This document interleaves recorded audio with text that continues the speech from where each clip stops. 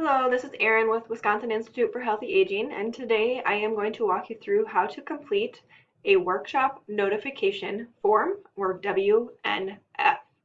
These forms are required for all of our programs here in Wisconsin for local leaders or program coordinators. You should try to complete the workshop notification form as early as possible or at least 2 months ahead of the start of the program. We do recommend that you print this workshop notification form at the end prior to submitting, just so you have all of the information in front of you as well. Through this demo workshop notification form, we're just going to walk you through this, but it is laid out in the same way as all of our other workshop notification forms. So the first thing for if the class or workshop you are offering has multiple ways to offer the program, it will ask you which way you are offering, whether in person or virtual. Because we are currently in the time of a pandemic, we do have our COVID-19 safety plan on all of our workshop notification forms, and you are required to read through this and then sign or write your name to confirm that you understand the requirements laid out and that you will abide by those. As you continue down the workshop notification form, you'll see the leader information. Many of our programs do have more than one leader, so there is information or space for both leaders. You can see a little bit lower on the screen is for leader 2. So for leader 1, just their name, what their registered program provider is, and again, that is the organization that is paying their time, or if they're a volunteer, it's the one that's overseeing them as a volunteer. We can list the phone number for the leader, an email or way to get in contact with the leader, and then we just like to know whether that person is a volunteer. The same information for leader 2, and then you get the registered program provider information.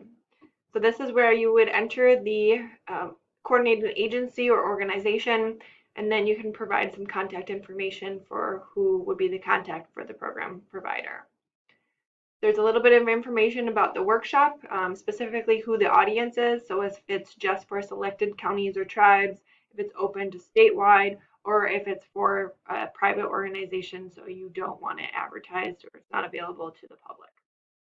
Then you can list the counties or tribes that you're offering the workshop in, as well as the program start and end date and what days of week the program is happening.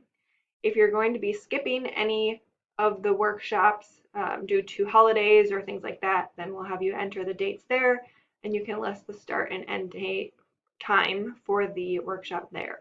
This information will all be used on our website to help promote your program, as well as used by our administrative team to make sure that we're sending you the data collection information ahead of the start of your workshop.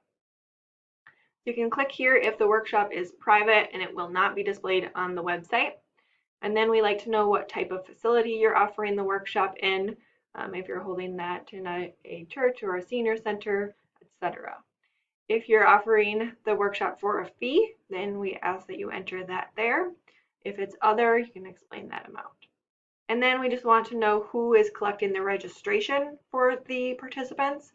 So a name, the organization, an email, and then a phone number for that individual. You'll confirm that you understand that there are tasks that must be completed as a individual who is offering the workshop. There's a space for any additional comments, and then we just want you to complete who is, or notify us who is submitting the form, whether that's one of the leaders, the registration individual, or someone else. And then enter the name and the email address, and then we will send a copy of this form to that email address as well. And then lastly, for the data collection materials, there will be a box that lets us know who we should send data collection materials to. Sometimes it's just the name, and then sometimes there is an address input as well. So that's it. Now you know how to complete a workshop notification form.